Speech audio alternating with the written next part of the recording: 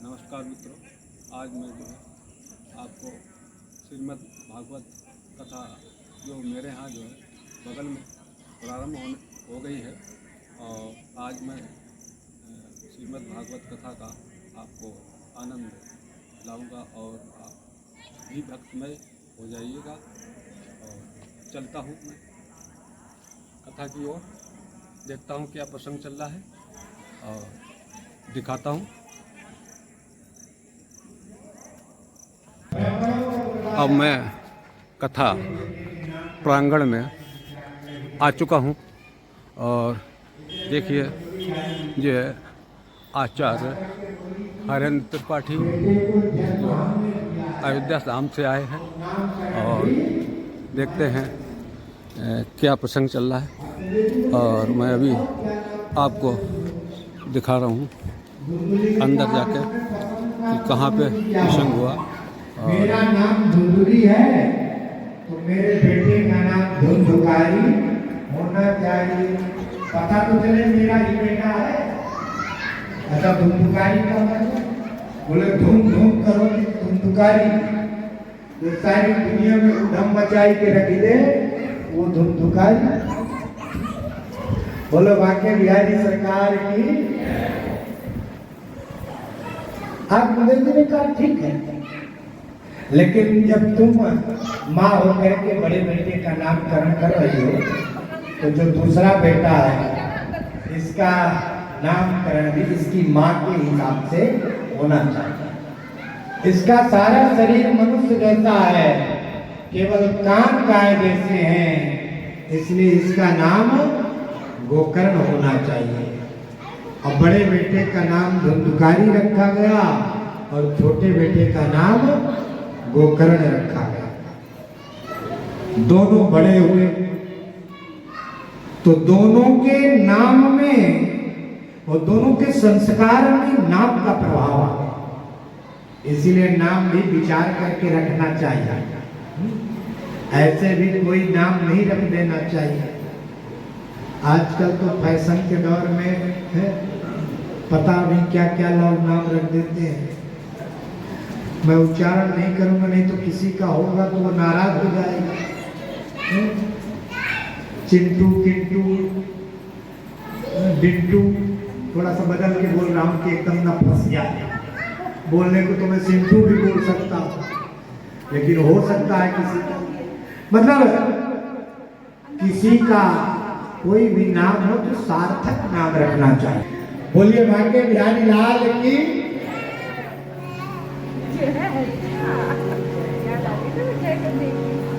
धुंधुकारी इतना परेशान किया अपने माता पिता को कि एक दिन धुंधुली जो धुंधुकारी की माँ है बहुत व्यथित हो गई। पिताजी तो इनके बन चले गए धुंधुकारी के आतंक से परेशान होकर के, और धुंधुली भी रात्रि में उठी और कुएं में गिर करके आत्महत्या कर दी। कूपे पातो गतौ रात्रो तेमसा निधनम गता। आत्मदेव जी बन चले गए। अब घर में गोकर्ण जी थे तो गोकर्ण जी ने विचार किया कि पिताजी बन चले गए, माताजी कुएं में चली गई, अब कहीं तीसरा नंबर हमारा न लग जाए।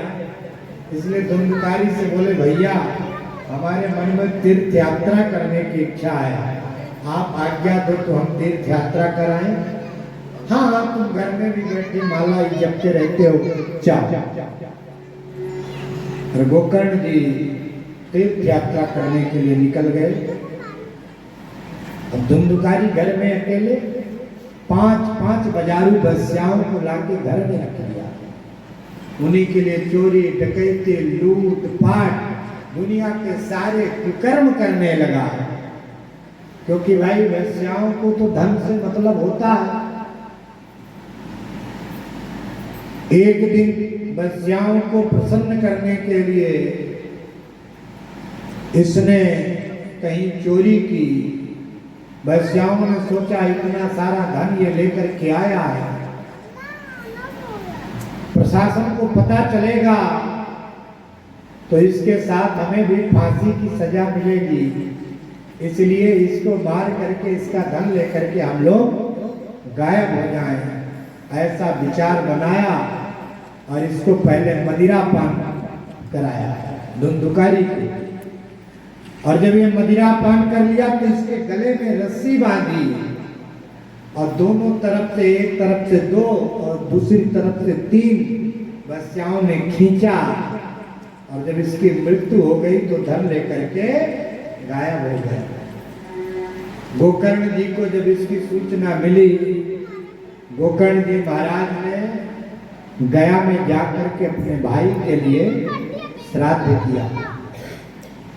घर आए, विश्राम करने लगे तो रात्रि में धुंधुकारी गोकर्ण जी को डराने लगा। कभी भैंस का भेष बना करके आता, कभी शेर का भेष बना करके आता, अनेक प्रकार के स्वरूप धारण करके धुंधुकारी गोकर्ण जी महाराज को नाना विधि से डराने लगा। क्वचित महिषी क्वचित हस्ती। गोकर्ण जी ने पूछा कि तुम कौन हो? ये बोलना तो चाहता है पर बोल नहीं पा रहा, कारण ये प्रेत योनि में है अपने पाप कर्म के कारण। गोकर्ण जी ने अपने कमंडल से जल दिया, छींटा मारा, बोलने की सामर्थ्य मिली तो धुंधुकारी ने अपना परिचय दिया और कहा, भैया गोकर्ण, मैं तुम्हारा बड़ा भाई धुंधुकारी हूं। अहं भ्राता त्वदीयोऽस्मि धुंधुकारी नामतः स्वकीयेनैव दोषेण ब्रह्मत्वं नाश्रितं मया। अपने ही किए हुए कर्मों के कारण मैंने अपने को प्रेत बना लिया, मैं प्रेत योनि में भटक रहा हूं, बड़ा कष्ट है, मुझे जल्दी निकालो इस प्रेत योनि से। गोकर्ण जी ने कहा, मैंने तुम्हारे लिए गया में श्राद्ध किया, तुम करे नहीं। धुंधुकारी बोला, गया में आप एक नहीं 100 श्राद्ध कर लो फिर भी हमारी मुक्ति होने वाली नहीं है। गया श्राद्ध सतेर्नापि मुक्तिर्नैव भविष्यति। क्यों भाई? गया के श्राद्ध की तो बड़ी महिमा है, इसलिए आज के समय में भी पुत्र अपने पिता के लिए कुछ करे या ना करे, पर समय में अपने पिता के लिए गया में जाकर के श्राद्ध जरूर करते कि नहीं करते? गया श्राद्ध की बड़ी महिमा है। फिर ये धुंधुकारी क्यों नहीं करा? तो ध्यान दीजिएगा, किसी भी श्राद्ध में, श्राद्ध का मतलब जो श्रद्धा के साथ किया जाए वो श्राद्ध, तो पितरों के लिए जो श्रद्धा के साथ सत्कर्म किया जाता है उसी का नाम श्राद्ध होता है। अभी कुछ दिनों बाद शायद 19 या 20 तारीख से पितृपक्ष भी आने वाला है।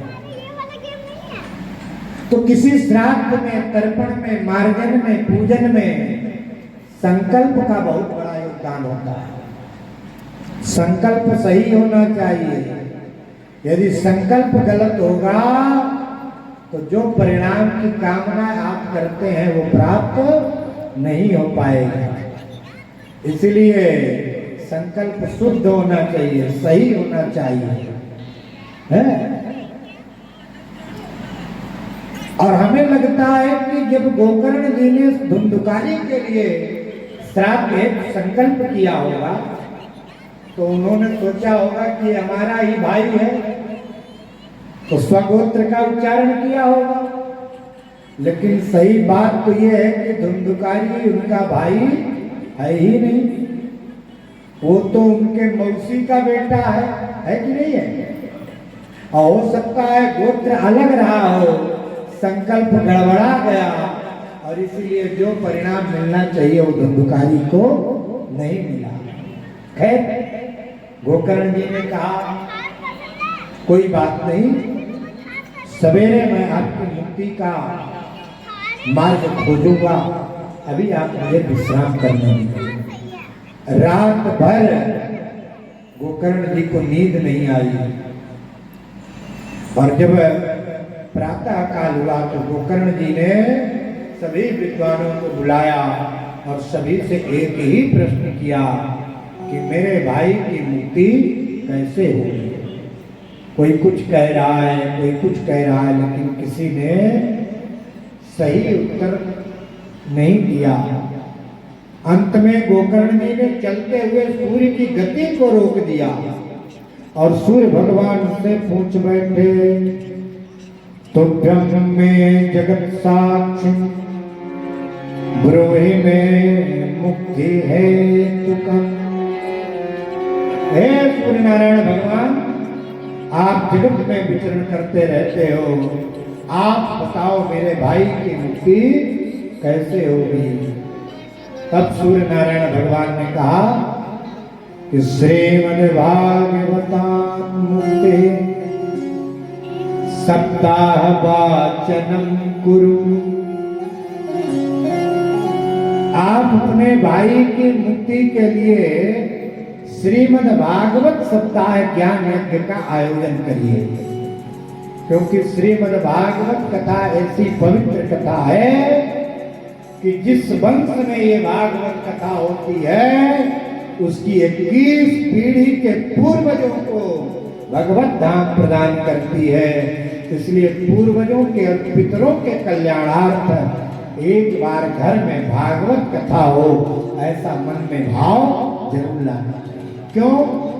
क्योंकि जब पूर्वज और पितृ प्रसन्न होते हैं तो घर के जो रुके हुए कार्य हैं, जैसे 1-2 नंबर से बच्चों का सिलेक्शन रुक जाना, घर में संतान की प्राप्ति में विलंब होना या ना होना, घर के नवयुवक नवयुवतियों का विवाह में विलंब होना, ये सब पितृदोष के लक्षण हैं। और जब ये लक्षण घर में रहे तो पितरों की प्रसन्नता के लिए, उनकी परम गति के लिए एक भागवत कथा जरूर होनी चाहिए। आप सोचोगे कि महाराज जी भागवत कथा में बड़ा खर्चा है, आप यदि संगीत में नहीं करा सकते हो तो आप अकेले महाराज जी को बुला लो एक पंडित जी के साथ में, उन्हीं से बिना संगीत की कथा सुन लो। यदि नहीं भगवान ने व्यवस्था बनाई है और यदि दिया है भगवान ने तो सबके साथ में बढ़िया से हो, और यदि थोड़ा सा अभाव है तो केवल कथा सुन लो, पूजा पाठ बढ़िया से हो जाए तो भी पितरों का कल्याण हो जाता है। और पितर प्रसन्न तो वंश के लोग प्रसन्न है। सूर्य नारायण भगवान ने कहा कि आप अपने भाई की मुक्ति के लिए भागवत कथा कराइए और कोई दूसरा साधन नहीं है। तब श्री गोकर्ण जी महाराज ने श्रीमद् भागवत महापुराण का आयोजन रखा और 7 गांठ के बांस में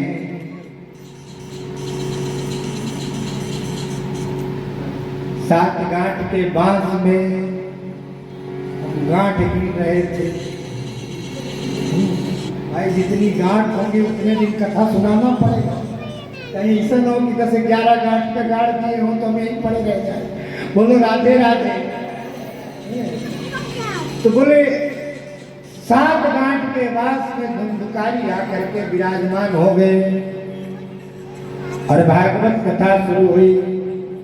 और जब भागवत कथा शुरू हुई, प्रथम दिन की कथा सुनते ही प्रथम ग्रंथी, द्वितीय दिन की कथा सुनते द्वितीय ग्रंथी, और इस तरह से सप्तम दिन की कथा सुनते ही सप्तम ग्रंथियों का भेदन हो गया।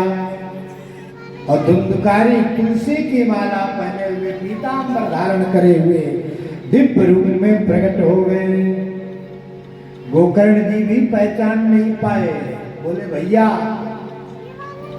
तुम कौन हो? तो धुंधकारी ने कहा महाराज पहचान नहीं पाए, मैं आपका ही बड़ा भाई हूँ। धन्य है ये भागवत कथा जिसने मुझे प्रेत पीड़ा से मुक्त कर दिया। धन्या भागवती वार्ता प्रेत पीड़ा विनाशिनी। धन्य है ये भागवत कथा जिसने हमें प्रेत पीड़ा से मुक्त कर दिया। भागवत कथा की महिमा गाने लगा कौन? धुंधुकारी। और तुरंत उसके लिए विमान आया, और जब विमान में बैठ करके जाने लगा भगवान के धाम को, तो गोकर्ण जी महाराज ने पार्षदों से पूछा कि महाराज एक बात पूछूं क्या? बोले आपके यहाँ विमान की कमी थी क्या? बोले नहीं तो, वहां तो बहुत विमान है।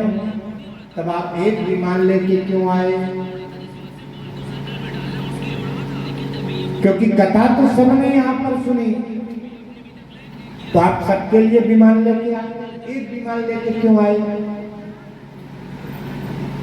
गोकर्ण जी महाराज ने कहा आप कारण बताइए। पार्षदों ने कहा महाराज कथा सुनी सबने जरूर है, लेकिन जिस नियम के साथ, जिस तप के साथ, जिस उदारता के साथ, जिस दृढ़ता के साथ धुंधुकारी ने कथा सुनी है, उस नियम के साथ और किसी ने भागवत कथा श्रवण नहीं की है। क्यों?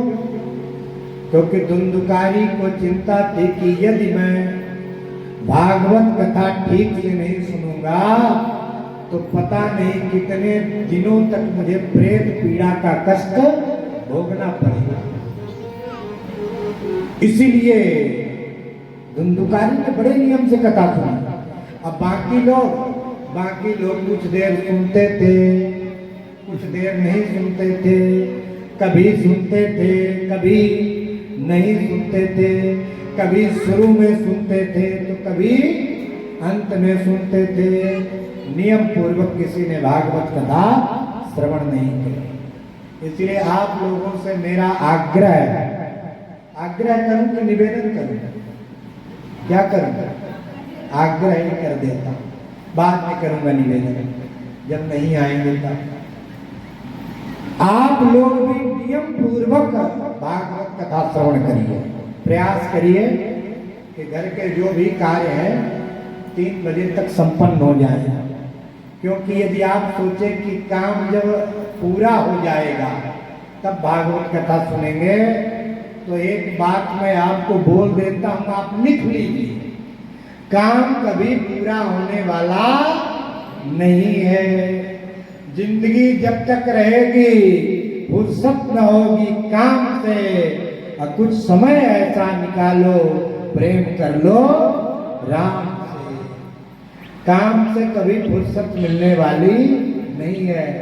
यदि अपना कल्याण चाहते हैं तो भागवत कथा सुनने के लिए समय आप सबको ही निकालना पड़ेगा। अरे एक दिन तो आपने समय निकाल ही लिया, अब बच्चे कितने दिन? 6 दिन। और यदि सोच लोगे तो 3 घंटा कोई बहुत बड़ी बात नहीं है। बोलो राधे राधे। अच्छा, कुछ लोग सोचेंगे महाराज जी अभी तो हमारे पास बहुत टाइम है, बाद में भी तो सुन सकते हैं। देखो भाई, इस संसार में जिसका जन्म हुआ है उसको जाना जरूर है। क्योंकि कोई फूल न बाग में ऐसा खिला, खिलके न जिसे मुरझाना पड़ा। अब विधि का यह अटल विधान रहा, जिसे आना पड़ा उसे जाना पड़ा। जो भी आया है उसे एक न एक दिन जाना जरूर है। अब कब जाना है किसी को पता नहीं है। इसीलिए ये मत सोचना बहुत टाइम है, जब जागो तभी सवेरा। आप लोग इसी बार अपना समय निकालिए, और हम तो कहेंगे कि पूरी कथा को आप श्रवण करिए। क्योंकि जब पूरी कथा आप श्रवण करेंगे तो आपके मन में भागवत जी की कृपा, भागवत जी की अनुभूति जरूर। बोलो राधे राधे। श्री सूत जी महाराज सनकादिक ऋषियों से कहते हैं, धुंधुकारी पार्षदों के साथ विमान में बैठ के भगवत धाम को चला गया। पर और श्रोता निराश हो गए। अच्छा एक बात पूछूं, मान लीजिए आप लोग ध्यान से कथा सुने और भगवान ने विमान भेज दिया, तो जाने के लिए कितने लोग तैयार हैं? सभी लोग। वाह क्या बात है, बड़े तपस्वी लोग हैं आप लोग। जोरदार ताली एक बार अपने लिए। कहीं कहीं तो मैं पूछता हूँ तो लोग डरने लगते, हे भगवान अभी से विमान आ जाएगा हमारा, अभी हम 25-30 साल तो नहीं जा सकते विमान में। लेकिन धन्य है, बहुत बढ़िया, भगवत कृपा हो जाए जिन प्रकार जैसे भी हो, क्योंकि जाना तो है ही है, बस यात्रा अच्छी रहे यह मन में भाव रखना चाहिए। खैर भगवान आपको कृपा करें, आपको लंबी आयु दें, आरोग्यता प्रदान करें, हम ऐसी भी प्रार्थना भगवान से करें। तो मैं आपसे निवेदन कर रहा था कि आनंद भगवान की कृपा, सभी श्रोता निराश हो गए। अब गोकर्ण जी महाराज ने कहा घबराओ मत, जिस तरह से धुंधुकारी मेरा भाई है उसी तरह से आप सब भी मेरे भाई हैं। एक बार कथा मैंने धुंधुकारी के लिए सुनाई, अब की बार मैं आपके लिए आयोजन करूंगा, आप भी ध्यान पूर्वक कथा को श्रवण करना। दोबारा कथा का आयोजन, कथा शुरू हुई, हमारा कथा में खूब भागवत जी की महिमा गाई गई। गोकर्ण जी महाराज ने कहा कि भागवत कथा सदैव श्रवणीय है, ये नहीं कि मैं तो 5 बार सुन चुका हूं अब वही कथा क्या सुनना। जितनी बार आपको भागवत कथा सुनने का अवसर मिले उतनी बार प्यासे श्रोता की तरह भागवत कथा सुनो। ये मैं नहीं कह रहा हूं, तो श्रीमद् भागवत महापुराण में सूत जी महाराज ने लिखा है, कहा सदा सेव्या श्रीमद् भागवती कथा। भागवत की कथा सदैव श्रवणीय है। और कथा के बारे में तो वैसे भी श्रोता का लक्षण है, जो कथा सुनकर के अघा जाए वो श्रोता नहीं है, कथा सुनने के बाद और सुनने की इच्छा हो जाए वही वास्तव में भगवान की कथा का सच्चा श्रोता है। राम कथा जे सुनत अघाई, राम कथा जे सुनत अघाई, राम कथा सुनत अघाई, राम कथा जे सुनत अघाई, रस विशेष दिन जाना, रस विशेष दिन जाना, रस विशेष दिन जाना, रस विशेष दिन जाना। राम कथा को सुन करके जो अघा गया, समझ लो कथा का रस समझ नहीं पाया। तो भगवान की कथा सदैव श्रवणीय होती है, खूब महिमा गाई।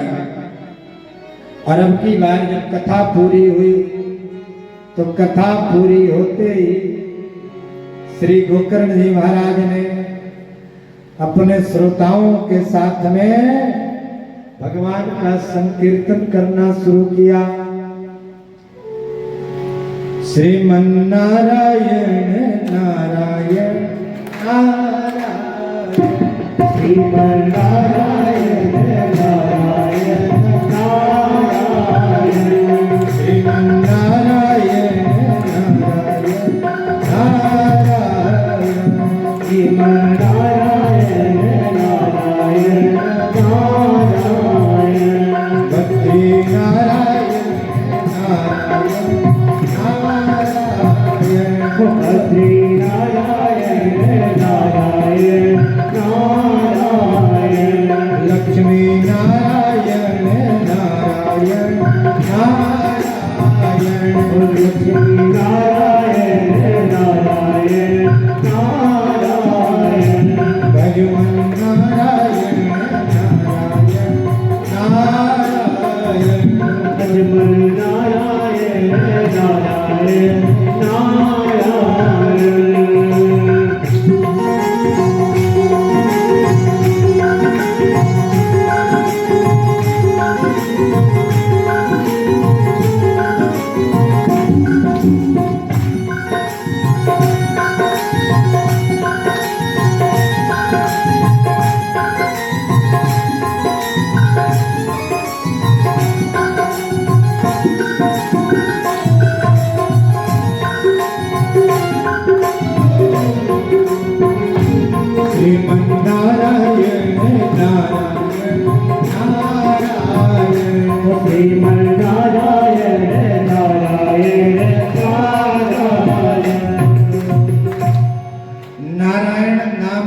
संकीर्तन की ध्वनि जब श्री प्रहलाद जी के कानों में पहुंची तो प्रहलाद जी भी दौड़ते हुए चले आए।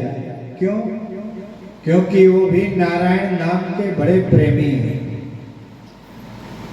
अब आए तो सोचने लगे कि हम क्या करें, है?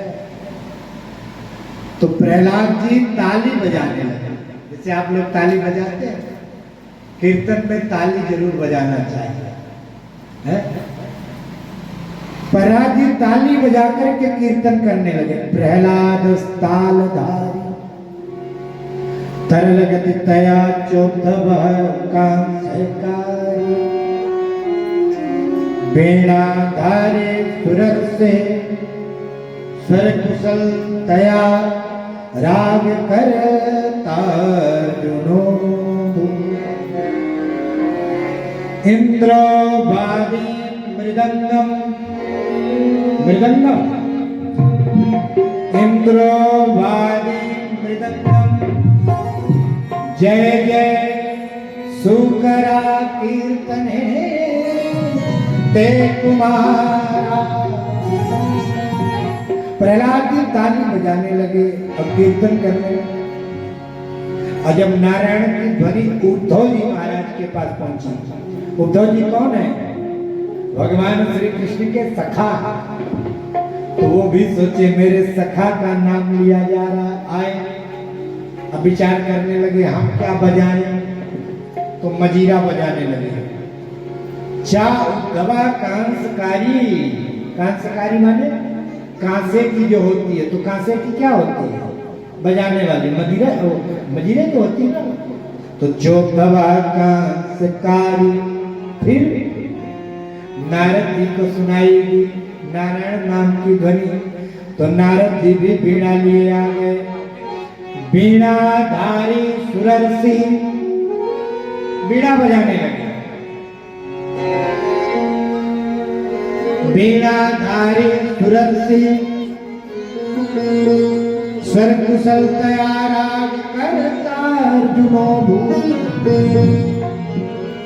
अर्जुन के कान में पहुंची आवाज। अर्जुन आए और अर्जुन ने आलाप करके नारायण नाम के कीर्तन करना चालू किया।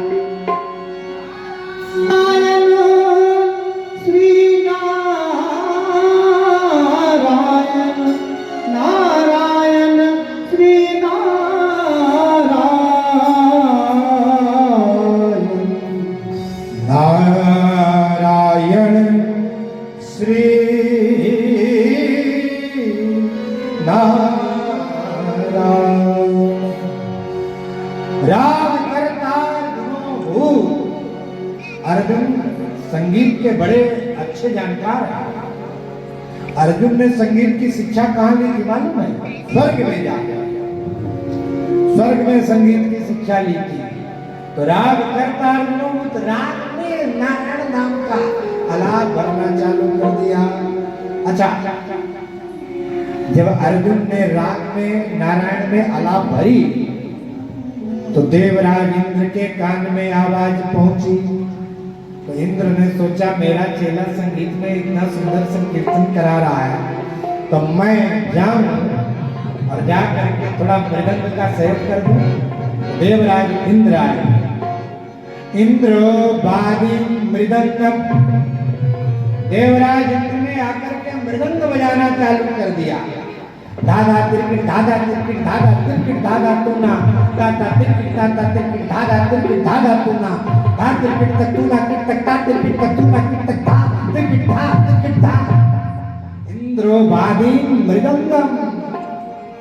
देवराज इंद्र ने आकर के मृदंग बजाना चालू कर दिया। इंद्रो वादी मृदंगम जय जय सुकरा कीर्तने ते कुमार। सनत कुमारों को आवाज पहुंची। सनत सनंदन सनातन सनत कुमार ये आए। अब ये विचार करने लगे कि हमको तो गाना बजाना कुछ आता ही नहीं है, हम क्या गाएं बजाएं। तो ये लोग क्या कर रहे हैं मालूम है? जय हो बलिहारी। और ऐसे ऐसे शब्दों के द्वारा श्रोताओं का उत्साह वर्धन कर रहे हैं। देखिए उत्साह वर्धन करता था गजब कीर्तन, सब श्रोता समाज कीर्तन करने लगा। आप लोग भी दोनों हाथ पाट के ताली बजाओ। श्रीमन्नारायण श्रीमन्नारायण नारायण नारायण बद्री नारायण नारायण बद्री नारायण नारायण नारायण श्रीमन्नारायण नारायण नारायण बद्री नारायण नारायण नारायण श्रीमन्नारायण नारायण नारायण श्रीमन्नारायण नारायण नारायण श्रीमन्नारायण नारायण नारायण श्रीमन्नारायण नारायण नारायण नारायण नारायण श्रीमन्नारायण नारायण नारायण श्रीमन्नारायण नारायण नारायण बद्री नारायण नारायण नारायण बद्री नारायण नारायण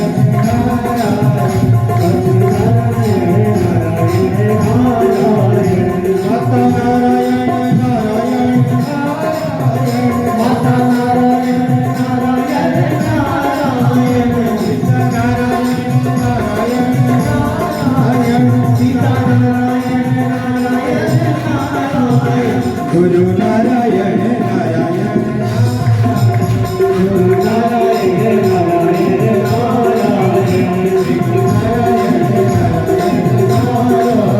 गुरु नारायण नारायण नारायण बोलिए लक्ष्मी नारायण भगवान की जय हो। श्री राधा कृष्ण भगवान की जय हो। श्रीमद् भागवत महापुराण की जय हो। आज के आनंद की जय हो। अच्छा, जब कीर्तन हुआ भाव से तो भगवान की तो प्रतिज्ञा है कि मेरे भक्त मेरा जहां पर गायन करते हैं, हे नारद जी मैं वहीं पर प्रकट हो जाता हूं। भगवान की प्रतिज्ञा है, मद भक्ता जत्र गायन्ति तत्र तिष्ठामि नारदा। नारद भक्ति सूत्र के 65वें मंत्र में ये लिखा हुआ है, मेरे भक्त मेरा जिस विधि से जहां भी गायन करते हैं, काम क्रोधाभिमानादि तस्मिन्नेव करणीयम्, नाम स्मरण करने मात्र से मैं प्रकट हो जाता हूँ। और आपके हृदय में भी भगवान अब प्रकट हो चुके हैं, क्योंकि जब प्रकट होते हैं तभी आनंद की अनुभूति होती है। और आप लोगों को आनंद मिल रहा है कि नहीं मिल रहा है? किसको नहीं मिल रहा है? जरा हाथ उठाओ तो। सबको मिल रहा है, बहुत अच्छे हैं आप लोग। इसीलिए भगवान स्वयं वहीं पर प्रकट हो गए।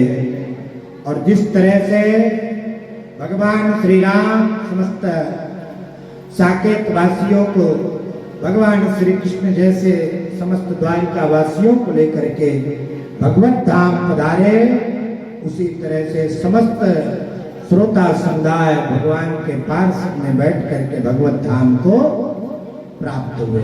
बोलिए श्रीमद् भागवत महापुराण की। उसके बाद सूत जी महाराज ने यहाँ पर ऋषियों से कहा, देखो भाई श्रीमद् भागवत कथा सुनने के लिए कुछ विधान भी है, कुछ नियम भी है। क्या? बोले स्वतंत्र रूप से यदि कथा कराने का सामर्थ्य ना हो तो कम से कम आप 8 लोगों को सहयोगी बना सकते हैं। देखो भाई, भागवत कथा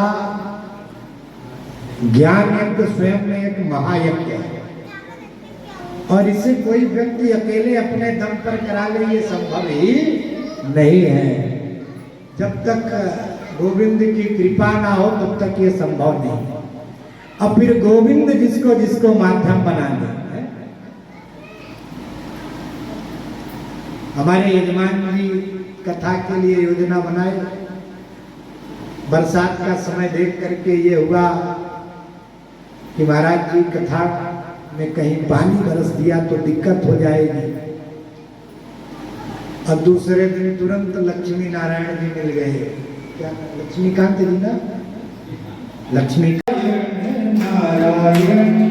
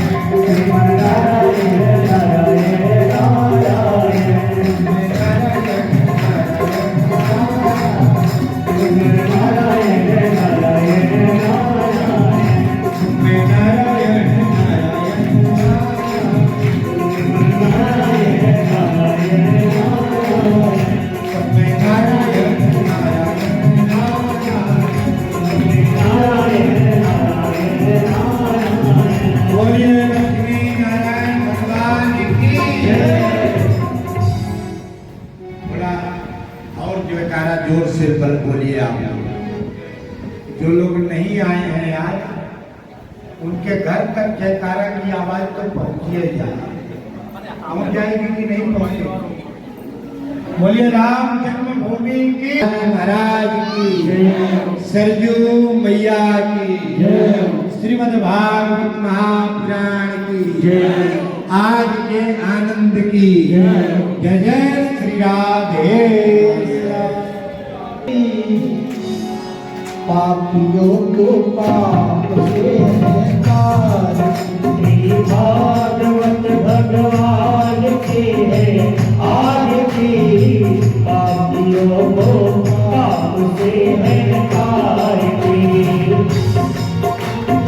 अमर पंथ ये मुक्ति पंथ ये पंचम वेद निराला है, नव ज्योति जलाने वाला है। ये अमर ग्रंथ ये मुक्ति पंथ ये पंचम वेद निराला, नव ज्योति जलाने वाला। हरि नाम यही हरि धाम यही, हरि नाम यही हरि नाम यही, जग के मंगल की आरती। पापियों को पाप से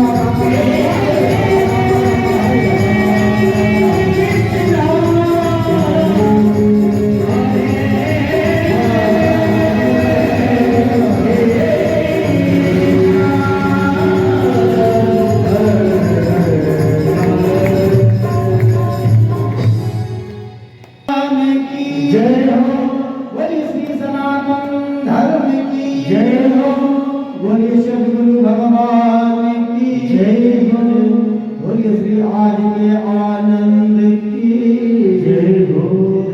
थोड़ा सा फूल ले लीजिए। भागवत कथा का समापन हो गया है। जाइए आप प्रसाद लीजिए। हम ले हम प्रसाद पाए। ए गुड़िया कन्हैया जी विराज गुड़िया प्रसाद ले लो। बुझ गया जला लो। थोड़ा उधर खड़े हो जाओ बेटा। माचिस कहीं पे है शास्त्री जी जला दीजिए। बुझ गया है थोड़ा सा।